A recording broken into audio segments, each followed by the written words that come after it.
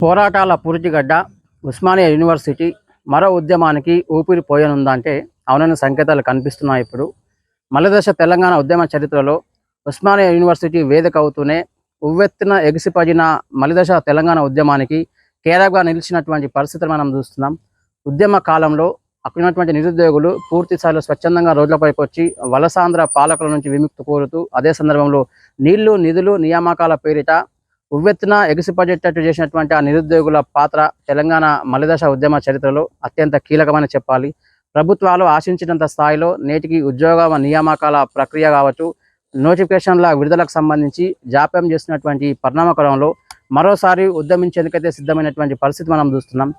ఉస్మానియా యూనివర్సిటీకి సంబంధించి ప్రొఫెసర్ అశోక్ ఎట్టకేలకైతే తాను చేపట్టినటువంటి ఆమరణ నిరాహార దీక్ష నేటికి 9వ రోజుకు చేరుకున్నటువంటి పరిణామ క్రమంలో ఆయన ఆరోగ్య పరిస్థితి పూర్తి స్థాయిలో విషమించినటువంటి ఈ నేపథ్యంలో అక్కడ ఉన్నటువంటి పోలీసులు ఆయన్ని హుటాహుటిన ఉస్మానియా ఆసుపత్రికి అయితే తరలించినటువంటి పరిస్థితి మనం చూస్తున్నాం. విషయం తెలుసుకున్నటువంటి నిరుద్యోగులంతా ఒక్కసారిగా ఆగ్రహంతో ఊగిపోతున్నాయి. ప్రభుత్వం కళ్ళు తెరవాలి, ఇంత ఆమరణ నిరాహార దీక్ష చేస్తున్నప్పుడు కూడా ప్రభుత్వంకు చీమ కొట్టినట్టు కూడా లేదంటూ కూడా వారంతా తీవ్ర స్థాయిలో కోపోద్రేగంతో ఊగిపోతున్నాయి. అదే సమయంలో ప్రభుత్వ తీరును ఎండగడుతూనే నిరసించే ప్రయత్నం చేస్తున్నటువంటి పరిస్థితి మనం చూస్తున్నాం. ఈ క్రమంలో మరోసారి ఉద్యమాలకు సంబంధించి పోరాటాల పూర్తిగడ్డగా పేరుగాంచినటువంటి ఉస్మానియా యూనివర్సిటీ మరో ఉద్యమానికైతే ఊపిరి పోస్తుందంటూ మరికొంతమంది వక్తలు అయితే తెలంగాణ వాదులైతే అభిప్రాయపడే ప్రయత్నం చేస్తున్నటువంటి పరిస్థితి మనం చూస్తున్నాం.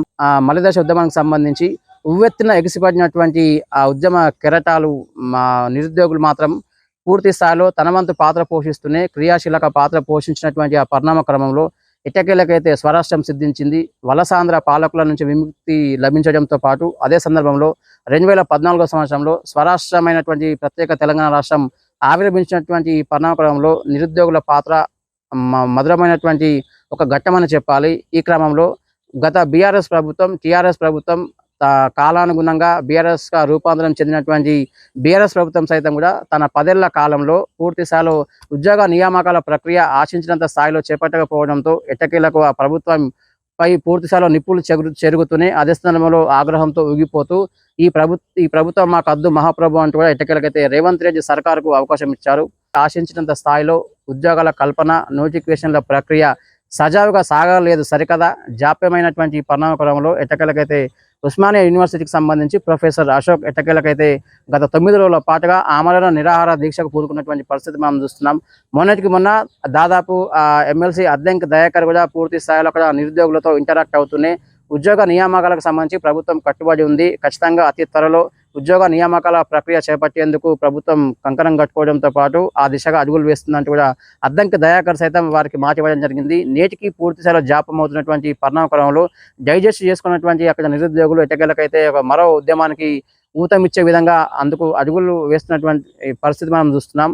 ఈ క్రమంలో ప్రొఫెసర్ అశోక్ ఎట్టకేలకైతే నిరుద్యోగుల తరపున పోరాటానికి సిద్ధమైనటువంటి నేపథ్యంలో గత 9 రోజుల పాటుగా సాగుతున్నటువంటి ఆమరణ నిరాహార దీక్షకు సంబంధించి పూర్తి స్థాయిలో అన్నపానీయాలు మానేసి మరి అశోక్ సార్ ఎట్టకేలకైతే దీక్షలో పాల్గొన్నటువంటి పరిణామ క్రమంలో ఆయన ఆరోగ్యం పూర్తి స్థాయిలో క్షీణించిపోయినటువంటి ఈ నేపథ్యంలో పోలీసులు మాత్రం ఆయన్ని ఆసుపత్రికి తరలించారు. ఉస్మానియా ఆసుపత్రి ఆవరణకు సంబంధించి భారీ స్థాయిలో పోలీసులు మోహరించడంతో పాటు విద్యార్థులు సైతం మరోవైపు నిరుద్యోగులు సైతం వేలాది సంఖ్యలో చేరుకుంటున్నటువంటి పరిస్థితి మనం చూస్తున్నాం. మలిదశ తెలంగాణ ఉద్యమ చరిత్రలో విద్యార్థులతో పాటు అక్కడ నిరుద్యోగుల పాత్ర కీలకమైనప్పటికీ కీలక పాత్ర పోషించినప్పటికీ తెలంగాణ స్వరాష్ట్రంలో సాధకులుగా మొట్టమొదటి స్థానంలో నిలిచినప్పటికీ కూడా ప్రభుత్వాలు మాత్రం నిరుద్యోగులను పట్టించుకోవడం లేదు. ఆశించినంత స్థాయిలో ఉద్యోగాల కల్పన విషయంలో ప్రభుత్వాలు చొరవ చూపడం లేదంటూ కూడా మరోసారి తన నిరసన గళాన్ని విప్పేందుకైతే నిరుద్యోగులు మాత్రం సంసిద్ధమైనట్లుగా తెలుస్తుంది. ఈ క్రమంలో ప్రొఫెసర్ అశోక్ ఆధ్వర్యంలో పూర్తి స్థాయిలో నిరుద్యోగ గర్జన పేరుతో పూర్తి స్థాయిలో తమ నిరసన గళాన్ని ప్రభుత్వానికి చాటి చెప్పే ప్రయత్నం చేస్తున్నారు. ఈ క్రమంలో ప్రభుత్వం మాత్రం ఏమాత్రం చిత్తశుద్ధి లేకుండా ఏమాత్రం చిత్తశుద్ధితో వ్యవహరించకుండానే తమపై కక్షపూరితంగా వ్యవహరిస్తూనే నిరుద్యోగులకు ఉద్యోగాల కల్పన విషయంలో ప్రభుత్వాలు ఫెయిల్ అవుతూనే ఉన్నాయి. ఈసారైనా రేవంత్ రెడ్డి సర్కారుకు అవకాశం ఇచ్చాం కాబట్టి ఈ ప్రభుత్వం అయినా సరే ఖచ్చితంగా ఉద్యోగాల కల్పనకు సంబంధించి అతి త్వరలో నోటిఫికేషన్ జారీ చేయాలంటూ కూడా ముక్త కంఠంతో అక్కడ నిరుద్యోగ సంఘాలు కావచ్చు, ఉస్మానియా యూనివర్సిటీ ప్రాంగణం అంతా ముక్త కంఠంతో డిమాండ్ చేస్తున్నటువంటి పరిస్థితి మనం చూస్తున్నాం. ఇప్పటికే అశోక్ సార్ ఆరోగ్యం క్షీణించినటువంటి నేపథ్యంలో అక్కడ ఉద్రిక్త పరిస్థితి నెలకొన్నటువంటి పరిస్థితి మనం చూస్తున్నాం. గత 10 ఏళ్ల పాలనలో బీఆర్ఎస్ తనను విస్మరించిందని అదే సందర్భంలో రేవంత్ రెడ్డి సర్కార్ వస్తేనైనా తమకు ఉద్యోగాలు కల్పించబడతాయి, తమంతా హ్యాపీగా ఉంటామని భావించినటువంటి నిరుద్యోగులకు మాత్రం నేటికి ఉద్యోగాల కల్పనకు సంబంధించి కాంగ్రెస్ ప్రభుత్వం కూడా కొద్దిమేర జాప్యం చేసినటువంటి పరిణామక్రమంలో ఒక్కోసారి ఉస్మానియా పోరాటాల పురిటిగడ్డ మాత్రం మరో ఉద్యమానికైతే వేదిక అయినట్లుగా తెలుస్తుంది. ఈ క్రమంలో మరి రేవంత్ రెడ్డి సర్కార్ ఏ రకంగా తీసుకునే అవకాశం ఉంది, ప్రొఫెసర్ అశోక్ ఆరోగ్యం క్షీణించినటువంటి నేపథ్యం కావచ్చు, మరోవైపు ఉద్యోగాల కల్పనకు సంబంధించి జాప్యమైనటువంటి నేపథ్యంలో రేవంత్ రెడ్డి సర్కార్ ఎలాంటి నిర్ణయం తీసుకోబోతుంది, నిరుద్యోగులకు బాసగా నిలవబోతుందా కాంగ్రెస్ గవర్నమెంట్, లేదంటే నిరుద్యోగులకు మరింత జాప్యం చేస్తూ మరో ఉద్యమానికి నాంది పలకబోతుందా అనేది వేచి చూడాలి. ఇక్కడ రేవంత్ సర్కార్ ఏ రకమైనటువంటి అడుగు వేయబోతుంది, నిరుద్యోగులకు బాసగా నిలవబోతుందా, వారి డిమాండ్ల మేరకు అయితే అతి త్వరలో నోటిఫికేషన్ రాబోతున్నాయా లేదా తెలియాలంటే మనం మరికొన్ని రోజులు వేచి చూడాల్సిందే.